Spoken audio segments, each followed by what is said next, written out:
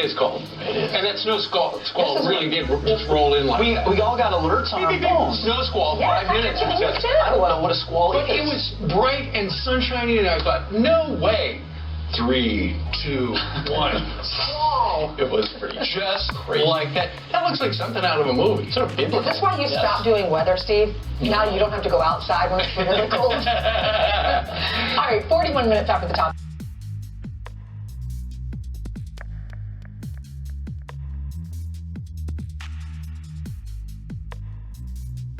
Three, 2, 1. Whoa. So yesterday I sent Pelosi a letter denouncing and condemning her party's outrageous abuse of power. That's what it is. They have nothing. They're the ones that should be impeached, every one of them.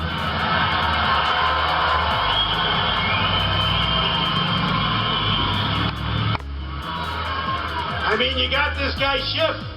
He makes up a statement, and he goes in front of Congress where he has immunity, and he makes up a statement from me that's totally fictitious, totally out of thin air, the worst statement I've ever heard. Many people saw it.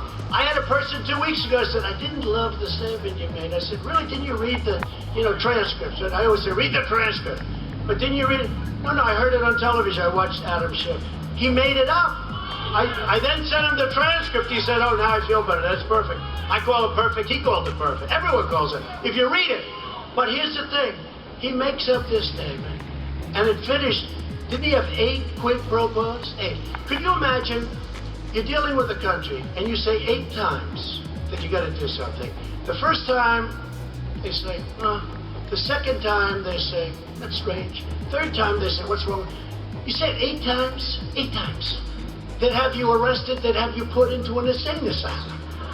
But he actually said, I think he said 8, not 7, 8. And then he finished with, don't call me, I'll call you. Can you imagine? The President of the United States, don't call me, I'll call you. You know what that is? That's a mafia statement, okay? That's the head of the mafia saying, don't call me. This guy actually said that. And then he walked away, and people became incensed because they knew that wasn't the people that read the thing. Most people believed him because, he's a corrupt politician, 100%. No, he's a corrupt, and then I see him, by the way, you ever see this guy? He walks up to the mics. I mean, we're not, in all fairness, look, I don't want to be, because with me too, I never even think about looks anymore, okay? I don't talk about looks of a male or female. But in his case, let's just say, last time I'll ever refer to this, he's not exactly the best looking guy we've ever seen. So, no, any mic, he walks up to the mic, and he's so, this is a sad, sad day for America. Our president is an employee of Russia. I have absolute proof that the president, this is at the beginning, and every week they say, where's the proof? It's coming, it's coming. Then we get the Mueller report, nothing. These people are sick. But think of this, 45 million they spent, and I heard somebody say, well, we got back some of that money. Let me tell you, you cost this country billions and billions and billions of dollars in all of the things that didn't get done, in all of the embarrassment to our country. You cost billions and billions of dollars, and it was a hoax. But this guy Schiff, I have absolute proof. I have this, I have that, this, that. Anytime he sees a camera, and he's stone-faced, right? Stone-faced. He's a pathological liar. He gets up, and I've never seen anything like it. Even I was saying, I wonder what he has. What does he have? He says, I said, I haven't spoken to Russia in years. What the hell do I have to do with Russia? But this guy gets up. Oh, I think we have a vote coming in. So we got every single Republican voted for us. Whoa.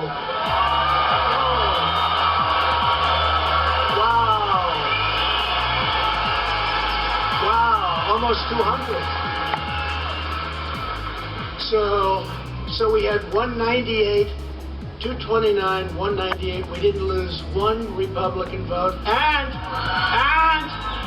3 Democrats voted for us, Haley. Haley!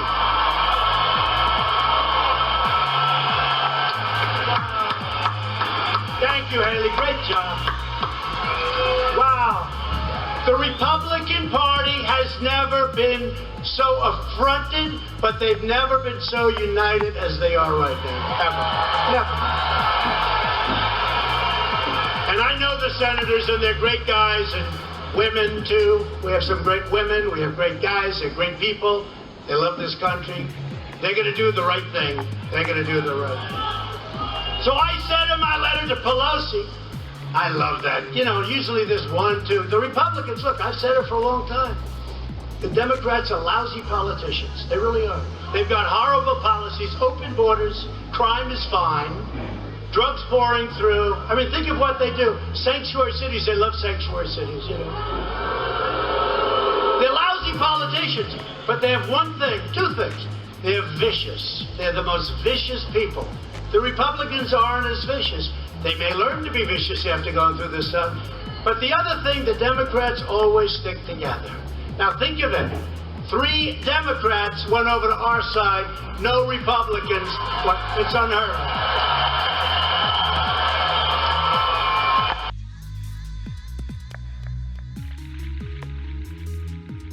Tomorrow, Inspector General Horowitz will testify before the Senate Homeland Security Committee, and unlike the impeachment farce, well, Inspector General Horowitz actually uncovered real fraud, real abuse, real wrongdoing. We had it right. The media mob had everything wrong, everything about Mueller, and they missed the biggest corruption, abuse of power scandal in the history of the country because they hate Donald Trump so much. Now, it is leading to major calls from Republicans to reform the entire FISA system. If we get rid of it, that means we as a country would be left safe. That wouldn't be good, but when you entrust people with these powerful tools of intelligence, they cannot abuse it and turn it on we the people. And also, as we reported just moments ago, in a rare and frankly extraordinary public order, the FISA court is instructing the FBI to propose changes to fixing these abuses in the wake of Horowitz's damning report. And also tonight we have new exclusive details surrounding the anti-Trump bias inside the FBI, because a brand new timeline of the Russia hoax has been compiled by Senator Ron Johnson, who will chair tomorrow's hearing. It lays out the massive evidence that bias has played a role in keeping this never-ending FISA fraud going. For example, you might remember this, August 2016, text from Strzok says, I want to believe the path you threw out for consideration in Andy McCabe's office, that there's no way he gets elected. But I'm afraid we can't take that risk. It's like an insurance policy. In the unlikely event you die before you're 40. Here to explain more, Wisconsin Senator Ron Johnson. Senator, thank you for being with us. Let's go through this timeline, because this is crucial. Tell us what you believe, what the real timeline is, and why it's critical. Well, hello, Sean. Let's step back a little bit. You know, I began my investigation in all these matters really back in March of 2015 because of the Hillary Clinton email scandal. And what Inspector General Horowitz did during his inspection of that investigation, the mid-year exam investigation, is he found the text between Lisa Strzok and Peter Strzok and Lisa Page. And what is so key about those texts is they provided unvarnished evidence of the bias. And what's happening now, you fast forward and under his investigation now with the FBI's investigation of the Trump collusion with Russia investigation, is all these witnesses now have a chance to kind of rehearse and carefully craft their answers. The Strzok Page texts tell you what was actually happening, unvarnish the truth. And so what you really need to do is you need to go through and create a very detailed timeline, and you start connecting the text with what was actually happening. And the one you just read on August 15th, this is 2 weeks into the Crossfire Hurricane investigation. What also happened on that day is they're already seeking a FISA court order on Carter Page, and the FBI case agent says, you know, they've got a solid basis, but even at that point in time, the Office of General Counsel of the FBI is saying, well, not so fast, need probable cause. So again, all this timeline will be on our website after our hearing tomorrow, and you just have to go through it in detail, and it's very revealing. But they also, nobody really remembers this, they say something that I thought was interesting when they talk about, oh, the White House wants to be informed every step of the way. My understanding, Andy McCarthy's understanding, is you can't have a counterintelligence investigation without a president knowing. Now, if that's true, and they're saying the White House wants to know everything, what does Barack Obama know, and when did he know it, and who else in his circle knew about what was going on here? Well, when our committee released those texts, everybody poo-pooed it. Oh, that's not what we were talking about. You start taking a look at more evidence, more texts. Again, this timeline, you start realizing, no, that's probably exactly what they were talking about. You know, another key text I've been talking about is on December 15th of 2016, when Strzok texts Page, "Think our sisters are leaking like mad. Scorned and political and worried, they're kicking into overdrive." 6 days before that is when the CIA is starting to assess that Russia intervened on behalf of Donald Trump. And of course, that entire narrative somehow got spun into Russia colluded with Trump. And you know, Sean, something else that has to be investigated is how was the mainstream media duped or complicit in utilizing all these texts to create this entire investigation? One of the questions we'll be asking Inspector General Horowitz tomorrow is, based on what the FBI knew very early in 2017, why did this investigation even continue? There's no way we should have had a special counsel. The FBI knew way too much about how unreliable the Steele dossier was, and all they were really gathering was exculpatory information. So this investigation should have been shut down. We shouldn't even be having this conversation today. I can't believe Lisa Page thinks that she's a victim. All these people seem to think they're victims. It's nonsense, James Comey said about any FISA abuse. With all we know now, you're a lawmaker. Do you see a lot of laws likely broken by these powerful people? It sure looks that way, and that's another question. Who is going to be held accountable? Now, I noticed a lot of Republican senators were apologizing to Mike Lee during the Judiciary Committee hearing with Horowitz last week because Mike was warning all of us about FISA. And I was a supporter of the FISA court. But we were all told that there's never been any abuse, and nobody could really point to it. Now we've seen the abuse. I think there are going to be an awful lot of questions when we have to reauthorize this FISA court. And as you said earlier, a rare rebuke by the chief judge of the FISA court. They're pretty upset about this. They're going to be demanding answers, and it's appropriate they get them. We will do the media mob's job. We will be covering your hearing tomorrow as they obsess over an impeachment over nothing. Senator, thank you for being with us. Keep up the good work. We appreciate it.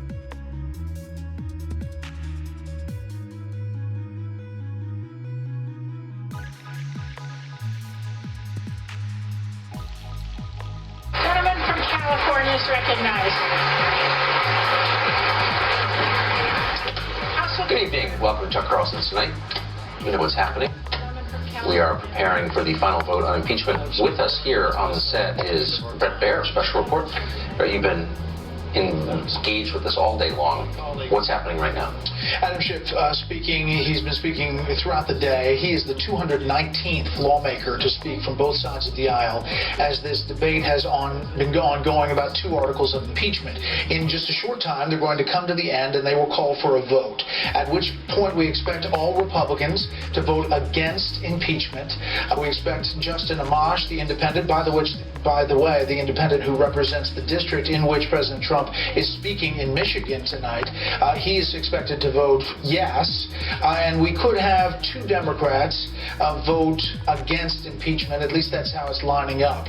You'll have the article of abuse of power first, and then obstruction of Congress. And then afterwards, the House managers who will make the case to the Senate will be announced. So it's complicated, and without quoting from the articles, can you just roughly characterize them? What do they mean? Well, they're a little bit vague as far as the case. The Republicans continue to say, where is the crime listed here? Abuse of power. Democrats argue that the president abused his power for personal gain by making that call and trying to get an investigation of Joe Biden. Obstruction of Congress is saying that he's preventing witnesses and documents from coming to Capitol Hill. It's not as strong as they promised when they started this whole deal. Bribery was going to be bribery. There was all kinds of talks. Obstruction of justice, not obstruction of Congress. And now this is the case they're making. The real test here, Tucker, is what happens in the Senate and how this trial is set up. We now know it's going there. Chuck Schumer wants to hear more witnesses. And the interesting question is, so Democrats in the Senate don't believe the case has been made. They believe the House Democrats have not made the case. They want to hear more witnesses. House Democrats say it's open and shut and that the House needs to vote for impeachment. So it's going to come down to this vote. The bottom line is tonight, President Trump, the 45th president, will be impeached by the House, only the third president in our history to be impeached. But as you noted, it's a two-part process. I hope you'll stay there for a second. We're going to dip back in. Same ship, different day. Not what it means to say. That's enough of that for right now. You can get more online if you're interested. We're back with Bret Baier. I'm interested, Bret, in what happens next. So we were told initially that this process had to be quick because the president was a threat to national security. That line has changed. Where are we now? Well, House Democrats have not really decided. There was some talk that Leader Hoyer wanted to talk about holding back the articles of impeachment, not sending them over to the Senate immediately. That would undercut the argument that it is really urgent that the president's a threat to national security, as Speaker Pelosi said. So now we really don't know. We assume it's going to go right to the Senate, and there will be this effort by Republicans to move quickly. The question is whether the president wants to have a full trial with witnesses on his side. I don't know if he's going to want to listen to Adam Schiff and the House managers make the case again in the Senate. Will he urge witnesses? Republicans in the Senate are saying, no, let us do this without any witnesses. You already have the votes. Let's make this happen. This split screen is quite something. If you look at Michigan, you look at the House floor, I mean, who knew that we'd be facing this split screen at this moment? So you are, in my view, one of the few news guys left in this country. So I don't want to ask you to get into analysis, but you may have data for us on this. To what extent is this impeachment process penetrating in the rest of the country? Are people paying attention? All right, so the polls are really split. In swing states like Michigan, it's upside down against impeachment. Swing states across the board have seen a shift in the past couple of weeks. Yes. The Gallup poll for the president's approval has gone up 6 points in the last 2 weeks. Do we think that's related to impeachment? Well, it could be related to getting things done. I mean, the legislative agenda is moving, actually, through Congress, and it may be a frustration with impeachment. All I know is that if you go to these states and you ask people, what is your biggest issue? Yes. None of them are saying impeachment. Yeah. The states that matter. Yeah. Interesting. I mean, that's got to be part of the bottom line. Bret, thank you for that. All right, sir.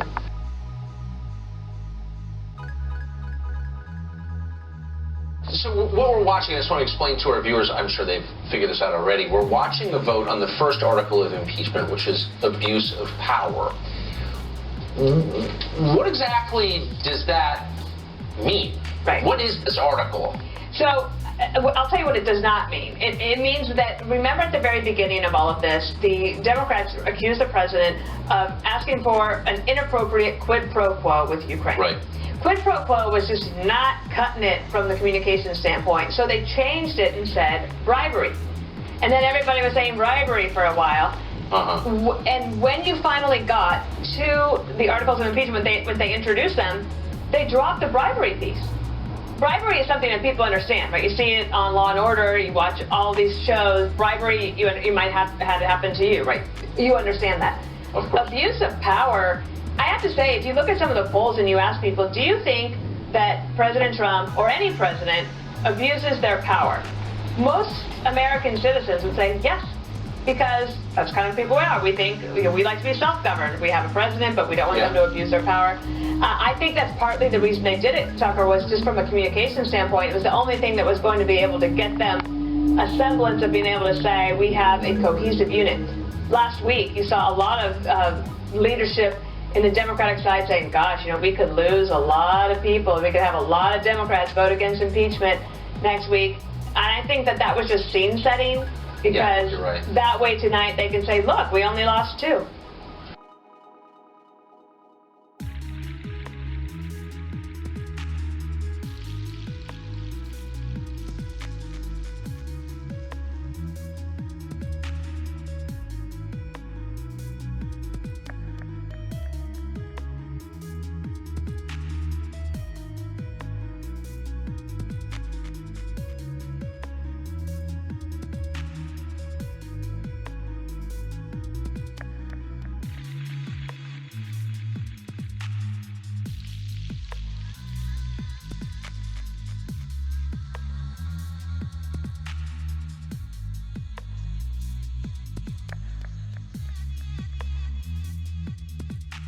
So the president doesn't seem rattled by this. He seems nonplussed, actually, and cheerful at times. He's holding a rally tonight, as we said at the Open, in Battle Creek, Michigan, in the very district of Justin Amash, who was a libertarian, was a Republican, now he's an independent. The president, I think, has spoken for about 14 minutes, but devoted a total of only 45 seconds of that time to the question of impeachment, which, you can't emphasize this enough, is underway. Look at the screen. That's what's happening.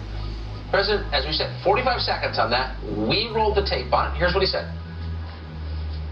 Remember when I first started this beautiful trip, this beautiful journey, I just said to the First Lady, you're so lucky I took you on this fantastic journey. It's so much fun. They want to impeach you. They want to do worse than that. By the way, it doesn't really feel like we're being impeached. The country is doing better than ever before. We did nothing wrong. And we have tremendous support in the Republican Party like we've never had before. Nobody's ever had this kind of support. It's another 30 seconds on the clock, meaning about 28 seconds from now, the president will officially have been impeached, at least on the first count. And as you just heard him say, however, it doesn't really feel like it's happening.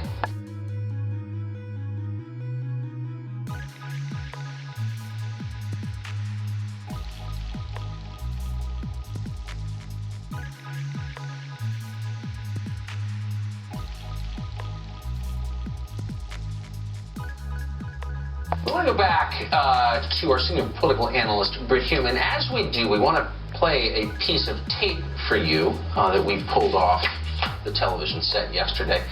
So as you know, if you were paying attention in the last 24 hours, the president wrote a letter to the Speaker of the House complaining in pretty astringent terms about being impeached, which he says is a miscarriage of justice. It was an interesting letter, a long letter. Here's how it was covered on the other cable channels. It tells you a lot. Watch this.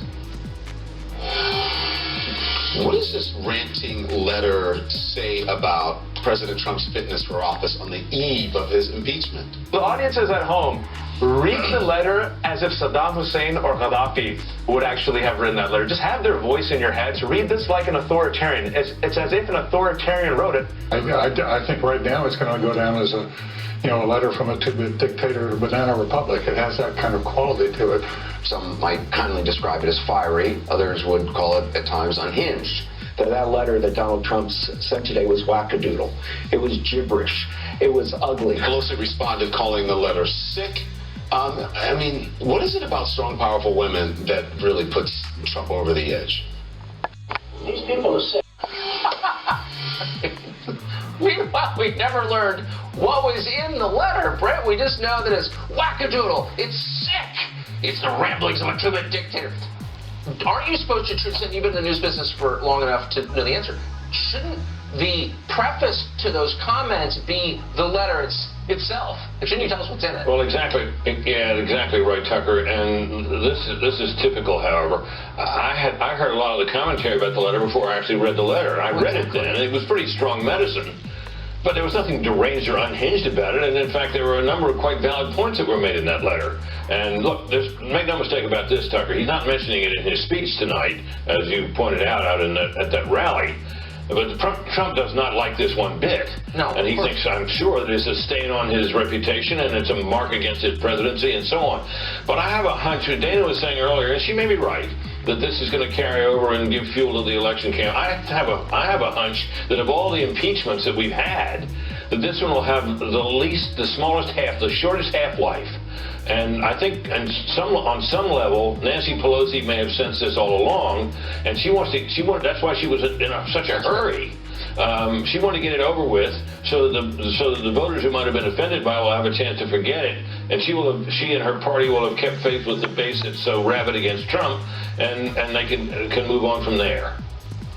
By the way, the votes are there now. I mean, it's not final. The vote's not final, but there's sufficient votes there to do it. So his impeachment is now a matter of fact. Right. And that's not something, as you just noted, that he's happy about or will brag about. But you got to wonder if Democrats will brag about it either. Great, great. Well, there you go. You bet, Tucker. Thank you. Well, as you just heard moments ago, the president was impeached on Article 1. Article 2 voting starts in a minute. Over on the other channels, Jeff Zucker and his friends are hyperventilating. They want you to know that this is the Hindenburg of political stories. It's the most significant event in American governance since the Continental Congress. The president apparently does not agree. You saw him. He's in Battle Creek, Michigan tonight. He didn't seem worried. He was holding a rally. We'll bring you more of what he said when we get it. Here in Washington, though, things have taken a distinctly hallucinogenic feel. Like the entire staff of the Department of Reality has taken an all-inclusive cruise to Barbados and didn't come back. Everywhere you look, adults are behaving like children, drunk children. Hilarious absurdities now seem normal. Transparent lies pass as truth. Hunter Biden is now regarded as a world-class expert on natural gas. And by the way, on corporate governance. On television, people with advanced degrees have assured you for a week that giving weapons to Ukraine somehow guarantees national security. And of course, on CNN, they're telling you that the Democrats are despondent over all of this. They just hate impeaching the man they hate the most. They're all wearing black today. Why? Because they really mean it. No, it wasn't choreographed. These are people who haven't set foot in a church without a camera in 20 years, and yet they are sincere in their sadness. In fact, CNN will tell you they're deeply prayerful about the whole impeachment process. They're incredibly solemn.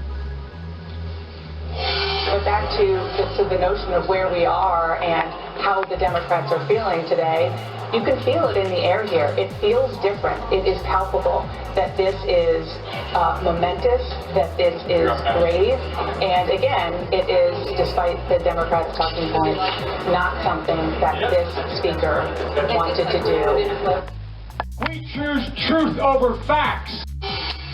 Did you just hear that? Imagine doing that. Imagine reading a political party's talking points verbatim every day of the year and pretending that it's news. That's what it's like to be an anchor over on CNN, or for that matter, an NBC employee.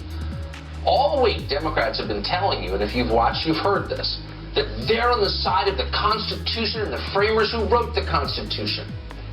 These are the same people, of course, who are trying to repeal the First and Second Amendments. But seriously, they tell you, they love the founders. It's a tough argument to make. But guess who buys it completely and is happy to repeat it again and again like a trained seal? If you guess Chuck Todd of MSNBC, pour yourself another glass of rosé. You know, I think this is the real challenge with sort of dealing with this president, is that I don't think he really even appreciates the Constitution. All right, I don't know if he has this reverence for it that most elected officials in Washington eventually do end up having a reverence for it. He doesn't seem to sort of understand the founding. I mean, I think one of the fairest criticisms of him by historians is that he doesn't seem to understand the story of America. You hear that? Trump just doesn't understand the story of America. But you know who does understand the story of America really well? Alcee Hastings of Florida. He's a member of Congress. He was once a well-known judge. Then he got impeached and removed from office for corruption, literally put on trial and convicted. Now, Democrats have installed the same man, Alcee Hastings, on the House Rules Committee, where he's an important moral voice in favor of, brace yourself now, impeaching the president, who is orange and bad and must be removed, because irony never dies in Washington, and because at the Party of Sanctuary Cities never tires of reminding you, nobody is above the law. Today, we have a president who seems to believe he is a king or above the law. No one is above the law. Shut up, no one is above the law. The president is not above the law. See, because no one is above the law. No one is above the law. And remind the world that in America, no one is above the law. Oh, and with that, Nancy Pelosi gavels in, and we're saying this in real-time live right now, 8:35 p.m., the first count of impeachment is official. These people are sick. So why is all of this happening? Well, the Democrats have told you for the last month, there's one real reason at the bottom. Nobody is above the law. Now, there are caveats to that, of course. No one is above the law except for anyone who might potentially vote Democrat, in which case laws are racist and must be ignored. You know that. That's pretty amusing. But here's something even funnier. Those articles of impeachment that we just saw passed in order to uphold the law that nobody is above? Well, neither article that apparently have just been passed actually accuses the president of breaking a specific law. So why are we here? Why are we talking about this? Why have we devoted 43 minutes so far tonight to this topic? Why is the president being impeached? Well, ask Hakeem Jeffries, a member of Congress from New York, as he'll tell you, impeachment has a lot to do with, and you never would have guessed this, by the way, has a lot to do with slavery. Bet you didn't see that coming. Watch Hakeem Jeffries explain. There are some who cynically argue that the impeachment of this president will further divide an already fractured union.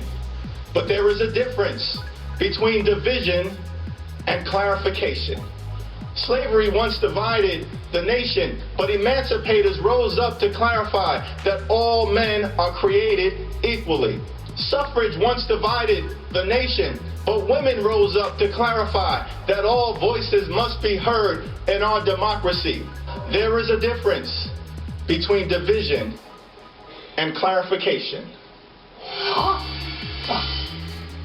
Did you hear that? Did you understand it?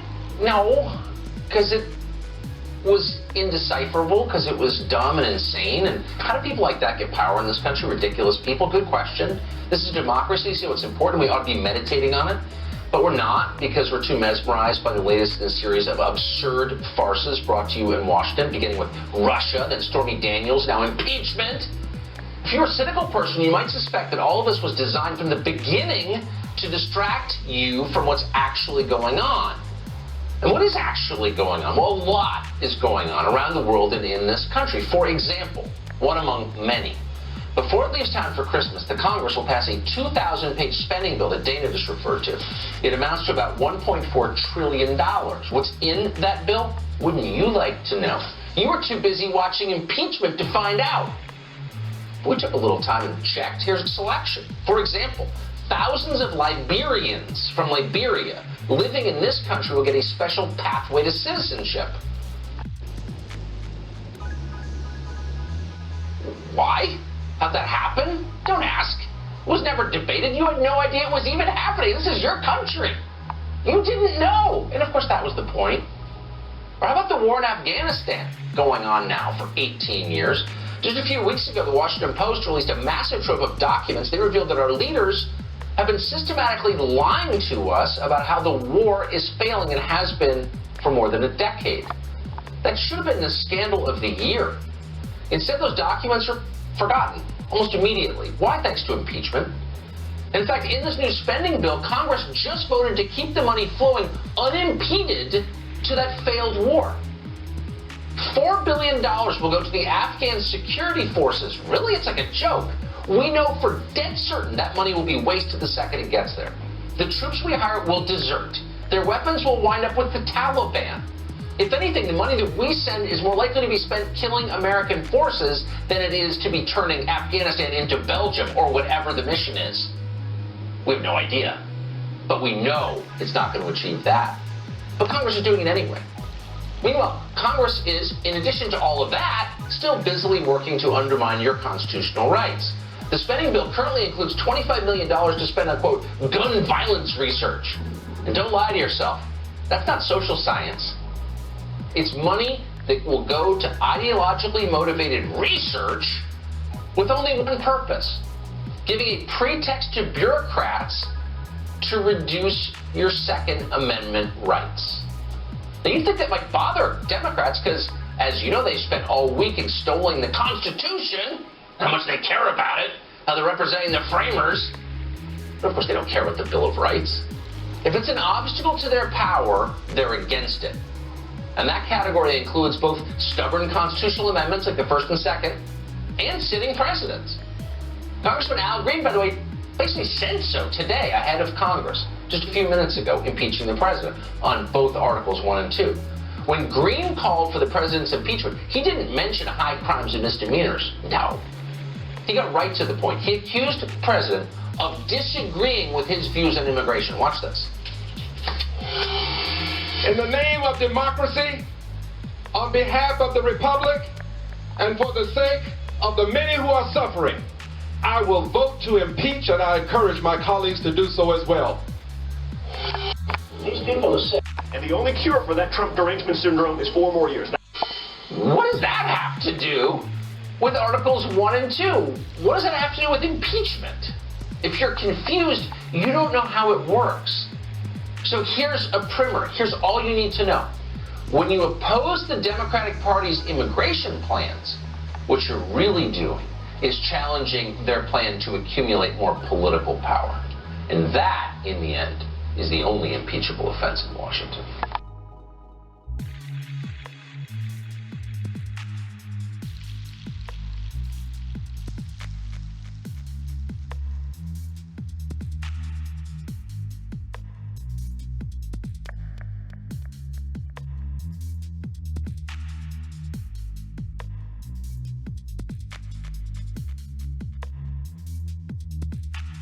Hey, welcome to Hannity. We start with a Fox News alert. Tonight we are only 320 days away from the election of 2020 when you get to decide. Democrats, of course, have been hell-bent on ripping this country apart for 3 straight years. Their 3 long years of psychotic rage, hate against the president, coupled with their inability to accept the outcome of we the people. The 2016 election has now resulted in one of the most, if not the most, pathetic, divisive, disgusting, repulsive, and frankly dangerous political stunts in American history. Now, what's been happening all day and night, this entire shit show has now come to light. It is nothing but a revolting charade based on nothing except they hate losing and they're sore losers. And what they've been doing, what they've been up to for 3 long years has been hurting this country. It's hurting our country tonight. Democrats, they seem to could care less.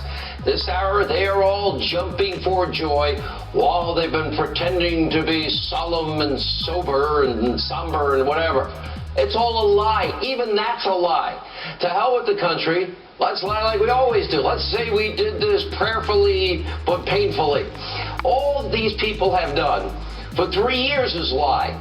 And the same with their friends in the media mob. Might as well lie again. In fact, House leadership had to ask their members not to perform their victory dance in public. Instead, they were instructed to act somber, no high-fiving. Now, pretty tall order for some, as Democrats, they have been dreaming of this moment for 3+ years. In fact, it has been in the works since before Donald Trump was even the Republican nominee. I kid you not. Let's go to Politico, April 26, 2016. Could Trump be impeached shortly after he takes office? Impeachment is already on the lips of pundits, newspaper editorials, constitutional scholars, though not scholars, and even a few members of Congress. One of those members of Congress was, yes, Nutty Jerry Nadler himself. He chaired the Democrats 1 week. 1 week. Impeachment proceeding, sham proceeding, his own shit show, if you will, in the Judiciary Committee with ivory tower professors, one of which wanted to impeach Trump for tweeting out the words fake news.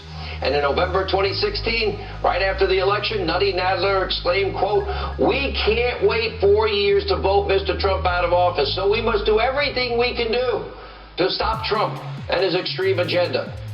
That was November 2016. A few months later, on January 20th, 2017, 19 minutes after President Trump was sworn into office as the 45th president of the United States, there is the Washington Post declaring the campaign to impeach Trump has begun. These people are sick. We know what's going on here. Hillary Clinton was utterly destroyed by Donald Trump. The Democrats, the media mob, they never saw this coming. You, we, the people, well, we decided to elect a disruptor, an iconoclast, somebody who made promises and was hell-bent on fulfilling them. President won, sore losers in the Democratic Party, the media mob, the deep state, they have been plotting their revenge ever since, even before. First it was Russia, Russia, Russia, collusion, collusion, collusion, conspiracy, conspiracy, obstruction, obstruction, taxes, and then it was campaign violations. Then back to Russia. Now the Ukraine. We'll move there. 2 vague, cooked up, what are absolutely meaningless charges featuring 0 evidence. We have 1 fact witness. Rest with hearsay and opinion witnesses. 1 fact witness. What do you want? Nothing. No quid pro quo. By the way, unlike Joe, want to know what the real? Look at Joe and 0 experience Hunter. You're not getting the billion unless you fire the guy that's investigating my son, who's 0 experience making millions. Yeah, the very thing they say they're outraged about. Now, Pelosi, Schiff, Nadler, they're really interested in abuse of power. They got to look in the mirror, because the Schiff show in Congress that we've been witnessing all day, there is real abuse of power. It is them. And let's make one thing perfectly clear tonight. This is not just about President Trump. This is about, we, the American people. We smelly Walmart shopper Trump supporters. We irredeemable deplorables that cling to our God, our Constitution, and our Bibles. Now, Democrats think that we, the American people, we're really dumb. They think they know better. They clearly look down on us. They detest our way of life. They don't like our politics, our religion, our choices, or our candidates and the way we vote. And they believe that everyone on this map should be ruled by lawmakers in New York and California, San Francisco, LA, New Jersey, New York, sure, and DC. That's not how our system works, is it? We have a constitution. We're a constitutional republic. We're protected from this kind of far-left radical statism and tyranny. This impeachment charade, this Ukrainian nonsense coup attempt will be immediately dismissed in the U.S. Senate, and then the will of you, the American people, will prevail. You will have all the power in 320 days, because what we've been witnessing all day and all night, I'll tell you, is nothing but political theater. And the only cure for that Trump derangement syndrome is 4 more years. I do have good news. All of it's helping the president. They are contributing to the re-election of Donald Trump. How do we know? Look at this. Brand new Gallup poll. The president's approval rating is up, and support for impeachment is down dramatically. In fact, the president's approval rating is up 6 points since the entire Schiff show started. And meanwhile, a new USA Today poll has the president beating every single potential Democratic rival. Americans know a political sham and a witch hunt when they see it for 3 straight years. And as per usual, the president, he is fighting back. You see that rally earlier tonight? Thousands of people packed in an arena. It's the greatest political show on earth. They couldn't give a flying rip with these people that have been hell-bent on stopping, destroying, not helping us, not doing a thing. Think about this. Can you name in your own mind one thing that they have done to help this country, to help the forgotten men and women? Let's see, 13 million more Americans on food stamps, 8 million more in poverty, lowest labor participation rate since the 70s. That was Biden-Obama. Trump, 7 million fewer people on food stamps, 7 million new jobs, the best employment situation since 1969. Wow, record low unemployment. African Americans, Hispanic Americans, Asian Americans, women in the workplace, youth unemployment. What have the Democrats done? Can you think of one thing except hating Trump? We have 320 days, and then you get the power. Democrats, they probably know deep in their hearts, they're not going to do well. Now, this radical, extreme socialist agenda, this field of 2020 so-called contenders, they're great. Keep it up. Quid pro quo Joe is corrupt to the core, and he brags about it. Zero experience hunter, paid millions. He's leveraging $1 billion U.S. tax dollars, and the mob won't talk about it. And Democrats ignore it. That's how bifurcated and messed up their brains are tonight. That's how hypocritical they all are. And by the way, they can, in the case of Quid pro quo Joe, he can barely string 2 sentences together without getting confused. Then you got Elizabeth Warren, dishonest con artist their entire career. Radical socialist, faked her own race for decades. Then you got the angry socialist, communist, Bernie Sanders. Well, he wants us to look like Venezuela. Then you got Mayor Pete. He's not even loved in his own town. That's a problem. Now, it's pretty obvious this impeachment charade is not just about revenge. It's a desperate political ploy. It is a power grab. Democrat Al Green, congressman, said, well, if we don't impeach the president, he's going to get reelected. Congresswoman Alexandria Ocasio-Cortez saying this is about preventing a potentially disastrous outcome from occurring next year. And just today, the corrupt, compromised, coward, congenital liar, the man himself, Adam Schiff, echoed those concerns. Let's listen in. The president has made clear he's not going to stop seeking foreign intervention in our election. He's out on the White House lawn saying that if we're being honest, there's a simple answer. I want Ukraine to do this investigation. The timing is really driven by the urgency, and that is... A national security issue. Yes, a national security issue, an issue of our election integrity. If the president is seeking still to essentially cheat in the next election, that is not a remedy for his misconduct. The remedy is impeachment, and that's why we've moved forward, and we've done so, methodically, but nonetheless with a sense of urgency. We choose truth over facts. The congenital-elect, please come on the show. Give you a full hour. Full hour. The #1 show on cable. Come. Sit. We'll talk. Anyway, he's worried about losing again in 2020.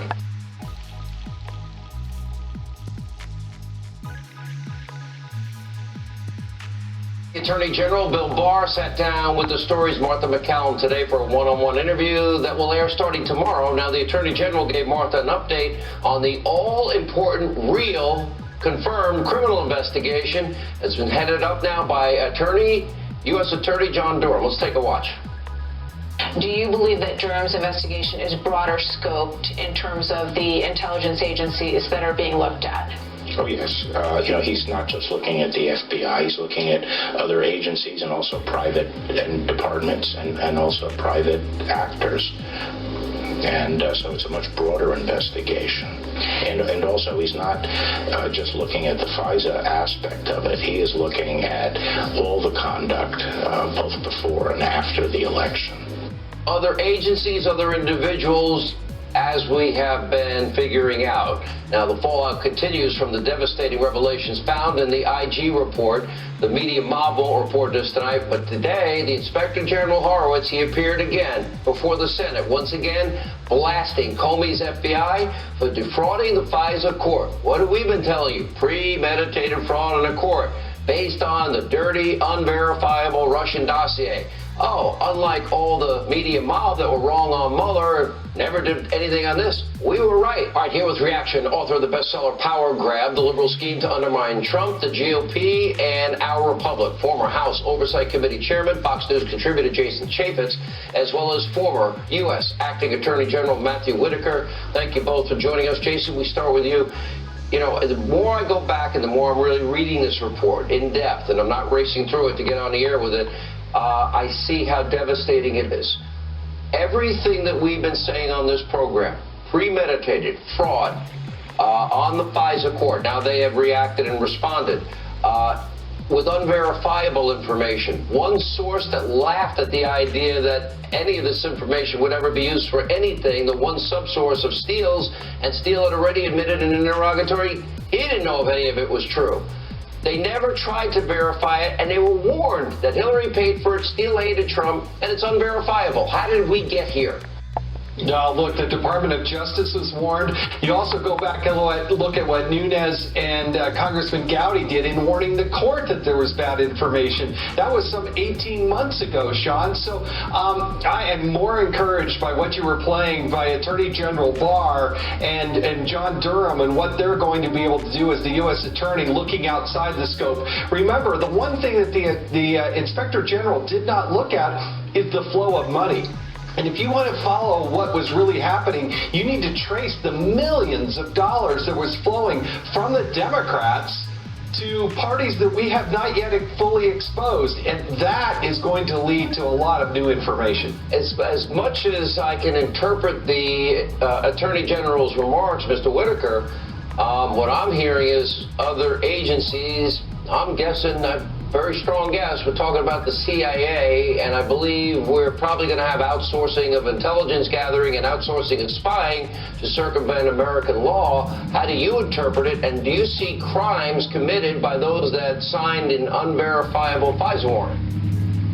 Sean, I see exactly where this is heading, and that is that there was a coordinated effort, and the FBI may not have been fully read into what the CIA and others were doing with our intelligence counterparts around the world, but there's clearly a coordinated effort to create this evidence, which is exactly what it was, of Trump campaign collusion with the Russians, and to then sell it to create a criminal investigation of the campaign and ultimately the President of the United States. Is all of this what you're describing, though?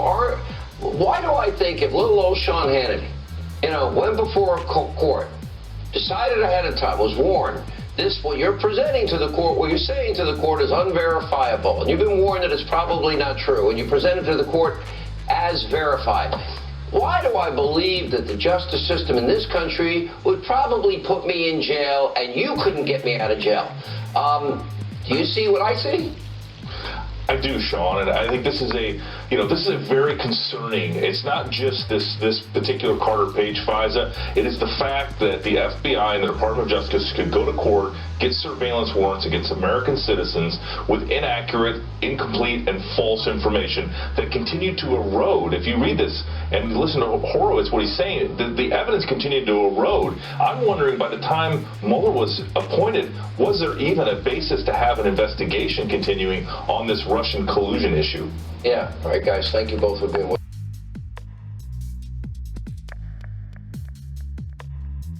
You know the feeling you have after some momentous, life-changing event? The birth of a child, or a funeral, or some unexpected medical diagnosis.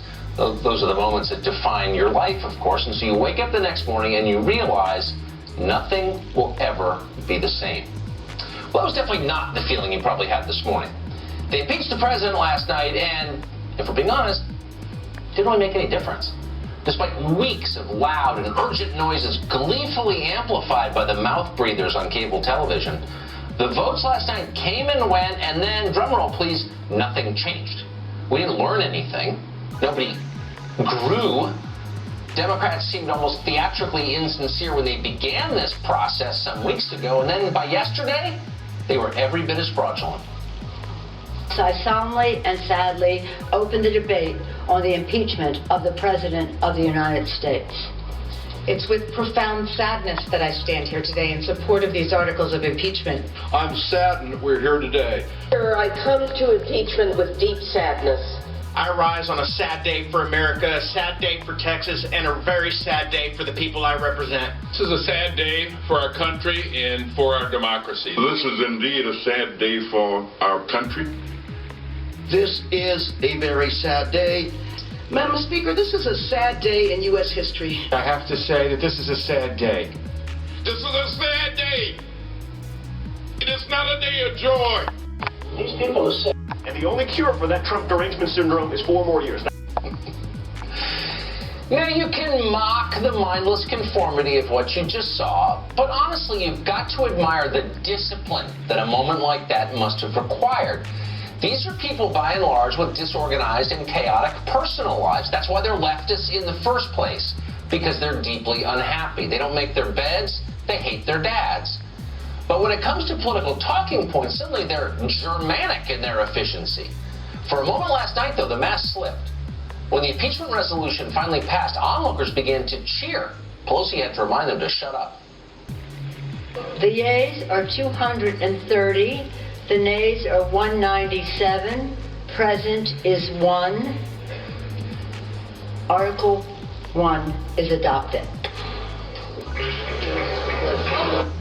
Yeah. Ixnay on the earring shade. The Washington Post had trouble with that message, too. They just couldn't keep a straight face after last night's vote went through. The newspaper's congressional reporting team, air quotes around all of that, went out to dinner to celebrate what they called Merry Impeachmas. It's the one holiday they celebrate. The Post tweeted about it, but later deleted the tweet. Apparently it wasn't solemn enough. Pelosi's orders.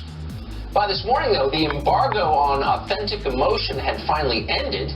The mission had been accomplished, and Democrats were finally allowed to break character and be themselves, if only briefly. So they were. Actually, they conceded impeachment was awesome. Pelosi herself set the new tone. Watch. We've been hearing from people all over the country since last night and this morning. Seems like people have a spring in their step. Wow. So that's not what we were told, but, things change. It turns out impeachment isn't a sad event. It's not solemn. No. It's a piñata party. It's a cause for celebration. And by the way, don't worry. It was never about saving the republic or preserving the Constitution or any of that heavy stuff we told you before. Those long speeches about the framers? Just kidding, say Democrats. Impeachment was never about removing the president. No. It was always just a prank. It was the political equivalent of a flaming bag of dog bombs on the country's front steps. We made our point, Democrats are saying. We don't need to continue. Seriously, that's what they're saying. That's the new talking point. It's hard to believe, but the tape doesn't lie. Senior Democrats are now telling us they may not even pass articles of impeachment on to the Senate. In fact, no less a figure than House Majority Whip Jim Clyburn is urging Democrats, brace yourselves, to let impeachment die. Watch this. Are you suggesting it's possible you will never transmit the articles of impeachment? If it were me, yes, that's what I'm saying. I have no idea what the Speaker would do. But if you have a preordained outcome that's negative to your actions, why walk into it? I'd much rather not take that chance. We choose truth over facts. Huh. So after 3 years of nonstop screeching about the moral necessity of impeachment, and by the way, the left specializes in screeching about moral necessities, but now they're telling us they don't really want impeachment. Are you confused? Well, that's only because you don't think like a leftist. To interpret what's actually happening in Washington, we're joined by a legitimate expert on the ways of the city, someone who has learned this through suffering. Jeff Sessions spent decades in the United States Senate before becoming the country's Attorney General. He's now running for Senate once again from the state of Alabama, from which he joins us tonight. Senator, thanks so much for coming on. What do you make of this? Why are Democrats suddenly telling us, after all these years, that they don't want to pass the articles on to the Senate? One reason may well be, Tucker, that they can imagine what it's going to be like on the floor of the Senate. I remember when the Clinton impeachment went forward and I was in the Senate, Lindsey Graham was a congressman and one of the presenters, the managers of the case. They laid out, based on a record in the House, a detailed prosecution basically of 3 separate felonies that Clinton had committed, and I believe they proved it beyond a reasonable doubt to a moral certainty. And I just can't imagine what would happen when you end up with one of these vague charges like abuse of power or obstruction of justice. Could even be laughable. If they were going to back off, it would have been so much better for America had they done it before they voted this impeachment. That does damage to our country to weaken the moral authority and the constitutional requirements of impeachment. Well, it's also confusing as heck, if I can say, and bizarre. So they spend 3 years shouting about this. We go through the whole rigmarole of passing these charges, in effect, and now they're telling us that they don't want to press them. So why did they do that? Wouldn't it have just been easier just to keep screeching and not go through the process of impeachment? Absolutely. I thought they might even do that. It came clear to me, and the articles of impeachment themselves prove there's not a basis for an impeachment here. It's just an absolute abuse. And why they didn't stop before they voted this way, I cannot imagine. Now they made it even worse by voting impeachment and now losing their nerve when they have to present the weak case. So you are running for Senate in Alabama, but as noted, you spent literally decades in the Senate. You know virtually everyone in it. So with the deep knowledge you have of the body, tell us how likely you think it is that if these charges make it to the Senate, the president will be convicted and removed. I think it's zero chance. It's so easy for Republicans to prove and establish, and they will in their speeches and in the record they produce, that this is not a justifiable impeachment. The American people need to fully understand this is not a justifiable impeachment. Yeah. Abuse of power because the president made me angry is not a basis for impeachment. No, it's not. Being angry is not a high crime or misdemeanor. So I have to ask you, since you were one of the early and persistent voices on trade in the Republican Party, a lone voice a lot of the time, the USMCA passes the House, the trade deal with Canada and Mexico. Is it a good deal for the United States? It's so much better than NAFTA. And I traveled with President Trump all over this country, and I saw him hammer NAFTA. You remember he said it was the worst trade deal in history. He can't believe that they negotiated such an abomination. And now he alone had the courage to take it on. Nobody else was saying that. And he's pushed it through Congress. It's a great victory for him. He did the right thing for America. It wouldn't have happened had he not led. And the Democrats trying to claim some credit, okay. But he got it done, and it's clearly better for America than the old NAFTA agreement. Well, that assessment carries some weight coming from you. Senator Sessions, thanks so much for coming on tonight. I appreciate it. Thank you. Merry Christmas. Merry Christmas. Well, throughout the impeachment process, the party that pushes to keep abortion legal until the moment of birth said it was necessary. All of this was being done on behalf of, wait for it, the children. I could not look my granddaughter or any member of future generations in the eye, having condoned actions that undermine our democratic system. I have 2 grandchildren, and they'll want to know what I did to stop him. And our grandchildren will be left with what we did here today. I will tell my grandson that I stood up for our democracy. That is my duty as a mother. When her future children learn about President Trump's impeachment, they may ask, Mommy, what did Grandma do? I want my daughter to be able to tell her children, Grandma did the right thing, because in America, no one is above the law. That's a really good point. Well, Sean Davis co-founded The Federalist. Of course, he did it for his children and his grandchildren because nobody is above the law. And that's why he's joining us tonight. Sean Davis, drowning in a torrent of cliches. It is great to see you tonight. So this was done for the children. If you were to rank the various explanations we've heard for impeachment, founding fathers, bribery for the children, which is the most compelling, would you say? Oh gosh, I don't think there has been a compelling one. The whole do it for the kids nonsense. It didn't work out. Oh, Trump's a traitor. He committed treason. He bribed. He extorted. None of that worked. So they just ended up with, oh yeah, he was mean to future generations of kids, which is a laugh riot coming from a party that believes in unlimited taxpayer-funded abortion up to the moment of birth, and a party that has been a big part of building up $23 trillion in our national debt that those kids are going to have to pay. So you'll have to forgive me if I don't buy it. Yeah, well, exactly. So apparently, just moments ago, Amy Klobuchar, senator running for president, kind of a nice person, I think, maybe not the brightest, but she described this as a, quote, global Watergate. I think that's the phrase, global Watergate. Without the context, do you have any clue? Would you dare to guess what that means?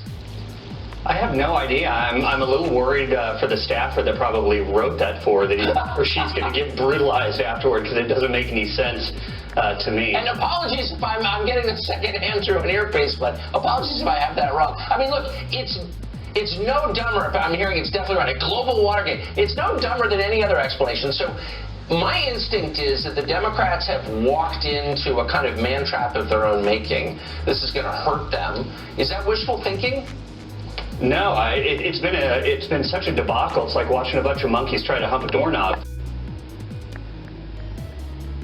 I have no clue what they're doing right now. They have said it was an urgent threat to remove this president. We have to get rid of him. And then all this stop. I'm trying to get that. Please take that back. I want that image out of my head. Sorry, excuse me. I want to say I'm sorry to our viewers because that will haunt a lot of them, including me. Anyway, I beg your pardon. Keep going. This whole thing culminated after we were told that there's this urgent threat and them doing exactly nothing and holding the impeachment articles over through the new year. So all their rhetoric has been absolute nonsense. It's been bad faith from the beginning, and they're in such a mess that I don't know how they get themselves out of it at this point. Well, I kind of agree, and maybe it seems like the problem is nobody's in charge. I mean, you have Pelosi, who's clearly no genius, but she does understand politics, and I think she does have grandchildren in real life, and she wants the country to continue. She's on the one side. Then you have people like Alexandria Ocasio-Cortez, who's like an open bigot nihilist who's got no kids and doesn't care at all about the country, and she's pushing in another direction. So maybe that nobody's running the thing. Well, I almost feel bad for Pelosi because I don't think she's an idiot. I think politically she knows what she's doing, and she basically got bullied into this by her own caucus. She was trying to avoid it for years, even though Dems wanted this from the beginning, and I think she finally lost control. And I think it's the squad and the most deranged and delusional of the left-wing base that's calling the shots here, and it's why it's become such a mess for them. Man. So the president, last question, is saying that he would like a trial ASAP. As just a pure political matter, and that seems like a fair thing to ask for, but as a political matter, what do you think helps the president more?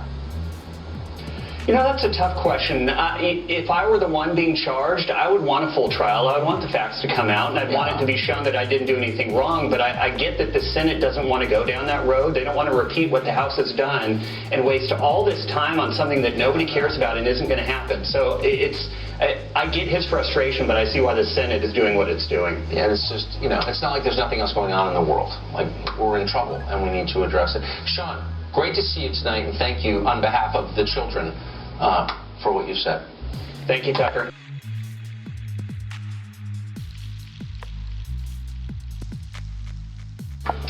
Well, the DOJ's Inspector General's report that came out last week exposed more than a dozen abuses of the FISA process, 17, I think, by the FBI, all for the sake of spying on a U.S. citizen who, not incidentally, happened to be working for the Trump campaign. Really no precedent for what happened. The only upside of all of this, the point that the FBI's many defenders on cable news are trumpeting, is that according to that report, these abuses were not driven by political bias, to the extent they could know that. But this week, Inspector General Michael Horowitz pushed back somewhat on that interpretation. While the investigation didn't uncover any documentary evidence of bias, it's not like FBI agents were attacking Trump voters as Walmart Oh, I'm sorry, they were doing that, whatever. There wasn't, I guess, a lot of documentary evidence. That's not the same as proving that the Russia investigation was free of partisanship. Senator Josh Hawley has been watching this very carefully. He represents, of course, the state of Missouri. We're always happy to have him on the show. Senator, thanks so much for coming on. So there's a distinction, a difference, meaningful one, between saying we didn't find written evidence that this was motivated by political animus and that there was no bias, correct?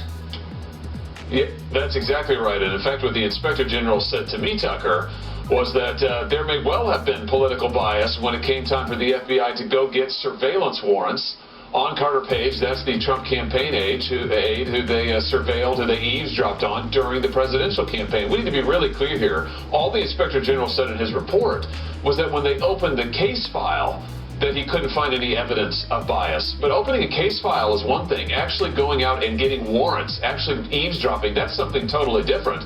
And the Inspector General told me there very well could have been bias in those circumstances. These people are sick.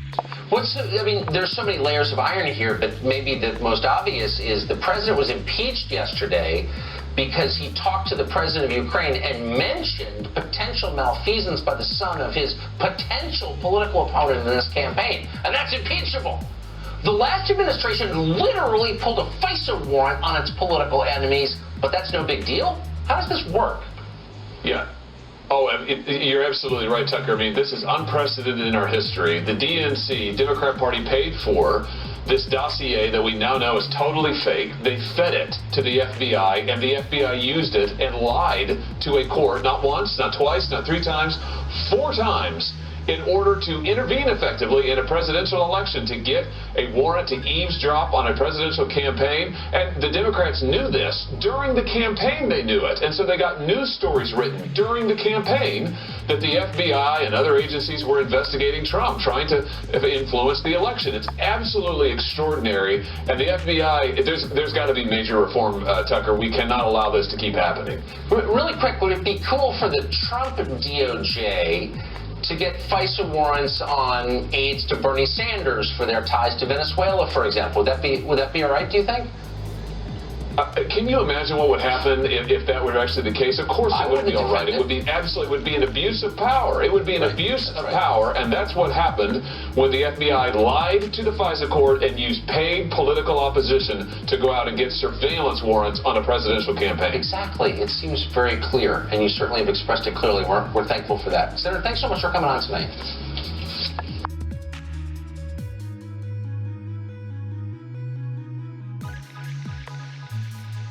After weeks of nonstop hysteria, dramatic hearings, and a lightning-fast impeachment proceeding, Nancy Pelosi is no longer sure that she'll submit the articles of impeachment to the United States Senate.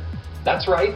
Democrats told us that the impeachment charade must move at record speed because the President of the United States is an imminent threat to the upcoming elections. But now, they're in no hurry to make it official. Watch this.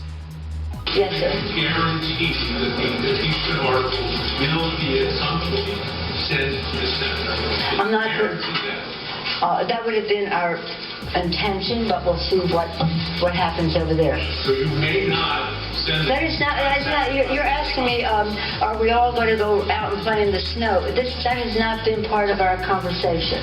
I said we're not sending it tonight because it's difficult to determine who the managers would be until we see the arena in which we will be participating. You say go out and play in the snow? Speaker Pelosi now has one major problem. She's completely outmatched by her counterpart in the United States Senate. Take a look. Speaker Pelosi suggested that House Democrats may be too afraid to even transmit their shoddy work product to the Senate.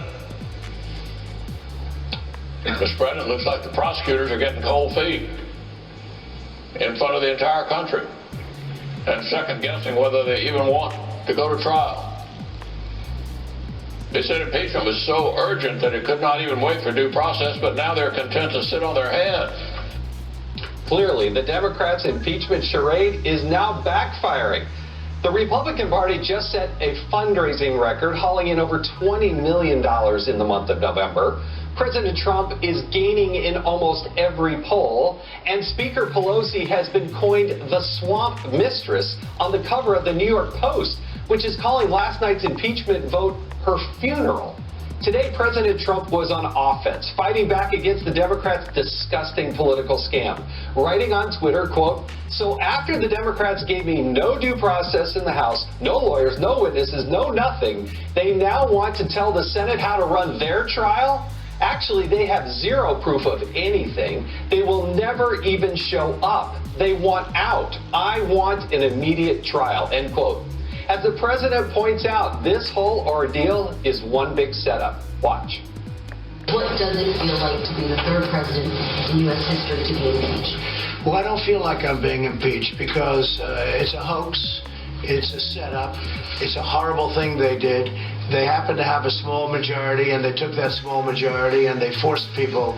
And, you know, they said, oh, I watched Pelosi out there saying, oh, no, we don't want to talk to anybody. They put the arm on everybody. They tried to get them to do what they had to do. Many of those people were like Jeff, where they didn't want to vote that way. But it doesn't feel, to me, it doesn't feel like impeachment.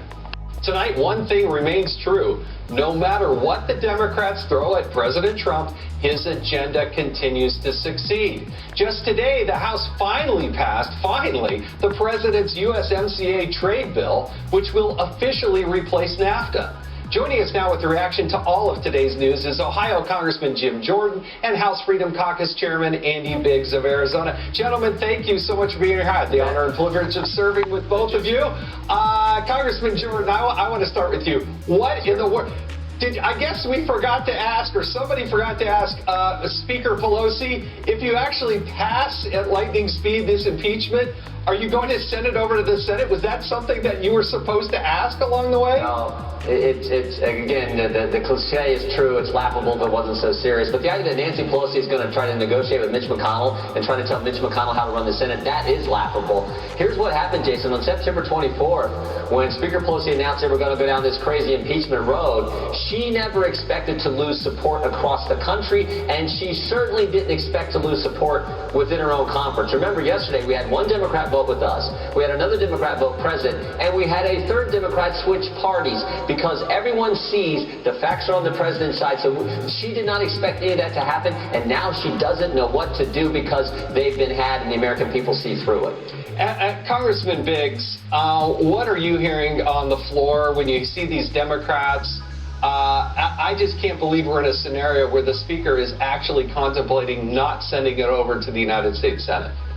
I think that many of them are as baffled as you and I are. I mean, the very notion that you go through this process, put the squeeze on your members to get enough votes to do it, you violate every historical norm to get an impeachment this way, and then she says, I'm not going to send it over to the Senate. Well, I mean, it's outrageous, and I think it's justified to say, hey, look, you know, is the ministerial act necessary to complete the act of impeachment? So transmission necessary to complete the act of impeachment? I'm not sure if that's a legitimate question. I think it's a legitimate question, but good grief, they're not happy either. Well, Congressman Jordan, you're from Ohio. It's a real important big state, not only politically, but to the farming industry and the benefits of the USMCA. Why did Nancy Pelosi wait? Because she could have done it a year ago. Why did she wait until today to bring up that vote? It just gives some cover for the people who voted for impeachment because they know it's not playing. It's certainly not playing in our state. I mean, Ohio is going to go strong for president. It went for 8.5 points for President Trump in 2016. It'll be stronger again because, and you pointed this out, the president's getting things done, but he's been doing that for 3 years in spite of this attack from the left and the Democrats and the mainstream press. Taxes cut, regulations reduced, economy growing at an unbelievable pace, lowest unemployment 50 years, Gorsuch, Kavanaugh in the court, out of the Iran deal, embassy, and now is in Jerusalem, hostages home from North Korea, and as you just pointed out, a new NAFTA agreement passed the House today. That is getting things done, and that's what the American people see, and they also see this impeachment sham for what it is, a sham. Now, Congressman Biggs, the Nancy Pelosi that I saw up close and personal, she didn't do anything until she actually ran it through a pollster and maybe did a focus group. Is that what she's doing here? Is she just buying time to try to figure out where they ought to be by putting her, the finger to the wind and try to figure out where they should be when you reconvene on January 7th? Well, I think that they got off script. I think she's off script right now, to be honest with you, and I think that this is the dog that caught the car. And so she's there. She wants Mitch McConnell to do things a certain way, and she's not going to get Mitch McConnell to go a certain way. You're right. They poll tested what they should say in their floor speeches, what they should say in the language that they were going to accuse the president of committing. But when you get down to the bottom of it, she's having to go against somebody without being able to poll test it, without being able to script it, and she's run up against a guy in Mitch McConnell who's basically authoritative, and he's made up his mind, and so she's she's rudderless right now. I think they honestly don't know what to do. Now, Congressman Jordan, I got to go real quick here, but listen, Nancy Pelosi back in March sounded reasonable, saying, hey, if you're going to move with impeachment, it's got to be bipartisan, it's got to be overwhelming. What changed? Why did she get herself back into this corner that she is right now? Well, I think Andy's right. No amount of poll testing, no amount of setting the rules, then changing the rules, then not following the rules you change, and going like, none of that will ever beat the fact that all the truth and the facts were on the president's side. And when you have the facts, and you can win this debate, and that's exactly what has happened over the last several months. So she said this was going to be bipartisan, that this would have to be overwhelming support, but she's got this hard left base in her party. I mean, it's hard to believe we're saying there's people left of Nancy Pelosi that I think pushed her to do this. They try to do all the poll testing and say the right things, but the facts beat all that every single time. That's exactly what played out here.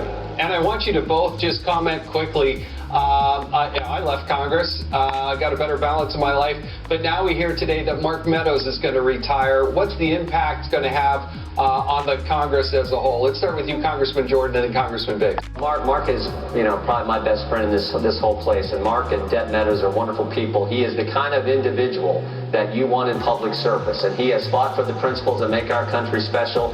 The folks in North Carolina are going to miss him tremendously, as are folks all across this great country. The president's going to miss his great work, but I hate to see him go, but we wish him and Debbie the best, because Mark Meadows is the kind of guy you want fighting in the U.S. Congress for the things that make America the greatest place ever. Congressman Biggs. Yeah, true gentleman, a great leader. I think he has actually changed with Jim and the Freedom Caucus, kind of changed the institution. I think it's going to be a generational change. I'm happy I've been able to call him my friend and a mentor, and I think he's got great things ahead of him, both he and Debbie, and I wish them the very best and Godspeed, because I think they are just heroes to this country, true patriots. Yes, Congressman Jordan, Congressman Biggs, thank you. The two of you and Congressman Meadows, all chairman of the Freedom Caucus, and you've done amazing work. Merry Christmas to y'all. The House Democrats' impeachment stunt has been a political sham from the start to finish, or as Congressman Ratcliffe called it, a house of cards. Watch. Do you know who doesn't think the Democrats have presented enough testimony or evidence to impeach President Trump today? It's the Democrats. Sure, here in the House, Democrats running this inquiry have declared they've done everything needed. They have all the testimony and evidence necessary to impeach right now. But right now, down the hall, Democrats in the Senate are saying the exact opposite. They're complaining. They need more evidence and more testimony because Senate Democrats know that House Democrats have built them a house of cards impeachment. John Ratcliffe, one of the smartest people in the United States Congress. Now, Nancy Pelosi can do whatever she wants with her partisan proceeding, but the United States Senate is not going to play her little game. That includes Senate Judiciary Chairman Lindsey Graham, who tweeted, quote, Nancy Pelosi's threat to refuse to transmit the articles of impeachment to the Senate for disposition is an incredibly dumb and dangerous idea. There is a reason one person can't be the Speaker of the House and the Senate Majority Leader at the same time. Senator Ted Cruz is also speaking out, claiming that Democrats are now in panic mode. Watch. I think the Democrats are in a total panic. Yesterday was a very, very bad day for Democrats, and it was a bad day for the House of Representatives and for the country. When it comes to Pelosi, her threat is really quite remarkable. Her threat to the Senate is do exactly what I want, or I'm not going to impeach the president. I'm not going to send over the impeachment articles. My attitude is, okay, throw us in that briar patch. Don't send them. That's all right. We actually have work to do. Good point. Now, more developments tonight in the quest for equal justice, as Attorney General Bill Barr sat down with our own Martha MacCallum and made one thing clear. The boomerang of justice is in full swing. Take a look. I think there's some of them very hard to square with the idea that these were just mistakes and sloppiness. Horowitz himself, in his testimony, I think pretty well summed it up, which is this could be, on the one hand, at the very least, gross incompetence. On the other hand, it could also be improper motive, and he was not in a position to make that call, and that's why we have the U.S. Attorney John Durham looking into this. One of the things that I object to is the tack being taken by Comey, which is to suggest that people who are criticizing or trying to get to the bottom of the misconduct are somehow attacking the FBI. I think that's nonsense. We're criticizing and concerned about misconduct by a few actors at the top of the FBI, and they should be criticized if they engage in serious misconduct. And just breaking tonight from the New York Times, Durham is scrutinizing ex-CIA Director Brennan's role in Russian interference findings as he continues to investigate the real origins of the Russia probe and the deep state's abuse of power. Joining me now for a reaction is author of the book Witch Hunt, a great book on the topic, Fox News legal analyst Greg Jarrett, along with Fox News contributors Tammy Bruce and Sarah Carter. Thank you, all three of you, for joining us tonight. I want to get your reaction because Martha did a wonderful interview. There's more of the interview that will air tomorrow night on Fox. But what this part we heard from the Attorney General himself. What was one of your big takeaways or thoughts that you had, Sarah, when you heard the Attorney General give that interview? Well, the Attorney General, William Barr, has been given such a significant task, I mean, a historic task. And we haven't seen this in modern history, modern presidential history. And what I took away from it was when he said, look, this isn't about criticizing the FBI. We know there are remarkable agents doing their best to protect us. But when you have a culture of corruption at the top of the FBI, when there's been obvious malfeasance in the FBI, they need to shed light on it, they need to root it out, and they need to hold people accountable, because this isn't a two-tiered system of justice, and it shouldn't be. And another quick point, Jason, people all over the world are looking to us now to see how we handle this and how our system handles this. And we have a great system if it's allowed to work. And I believe that Durham and Barr are going to make it work, and it's going to be significant, and it's going to reflect who we are as a nation. What makes the United States different from every other country on the planet is we are self-critical and we do go back and look at these things. Now, Greg, I was struck with some of the specificity and things that he brought up specific in that interview that they are looking at. Yeah, first of all, from the clip, you could tell he's not buying the BS being peddled by James Comey. None of it. And what struck me most of all was he wondered aloud to Martha, why didn't the FBI end its investigation before Trump ever took office when they learned that the dossier was junk and their investigation of Trump was, quote unquote, falling apart? He also said he's not really buying the Papadopoulos bar talk as the trigger for the Trump-Russia investigation.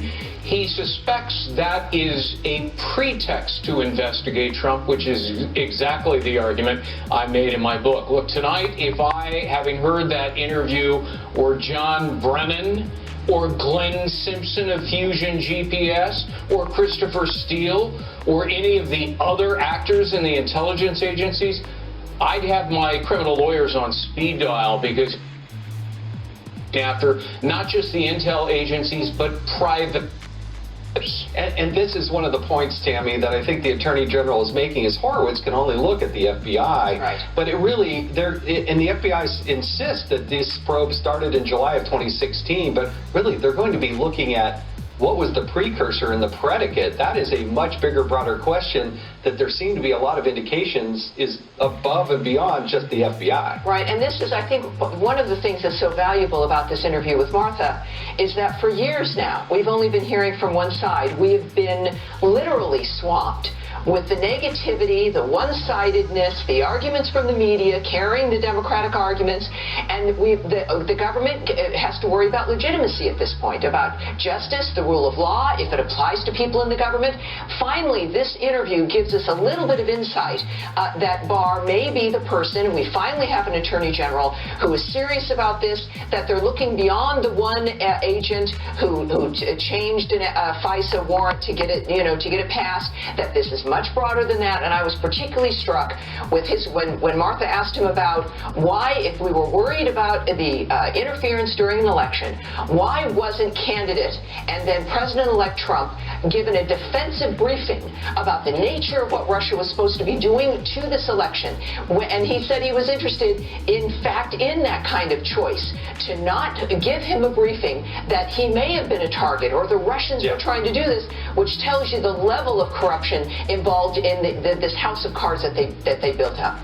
These people are sick. And Sarah, that comes out in spades when you go and read through Inspector General Horowitz's report. But the question that Martha threw to the Attorney General, he does talk about this idea that the defensive briefing is a real question mark. Well, the defensive briefing is so significant. I've written about this before. I've written about this over a year ago.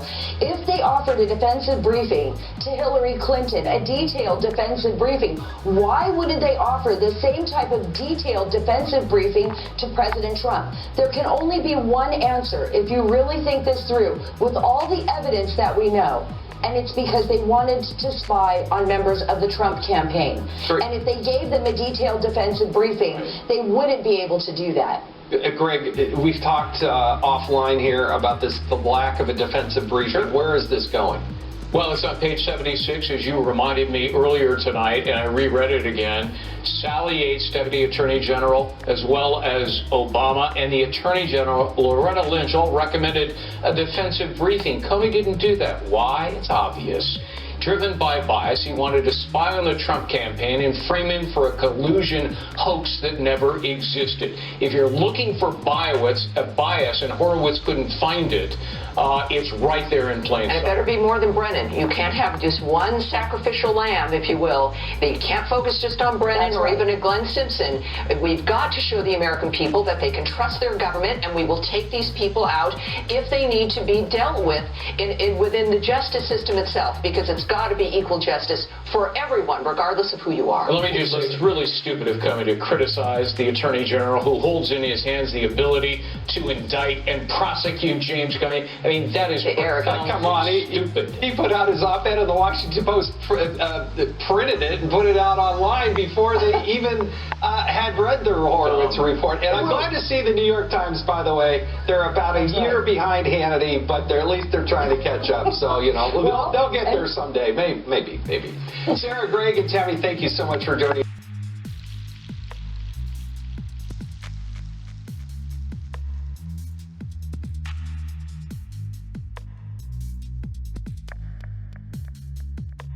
You run the risk, as some Republicans have said, of looking like you're playing games with impeachment if you hold on to these articles for too long. I said what I was going to say, Nancy.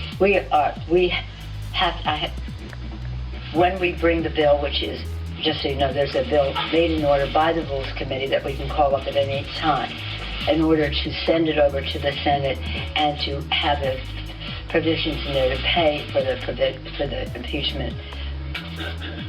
And then the next step, the whatever you want to call it, the trial.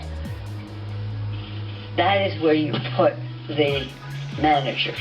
I was not prepared to put the managers in that bill yet because we don't know the arena that we are in. Frankly, I don't care what the Republicans say. Any other managers? Not on this subject. I said this is it. I understand.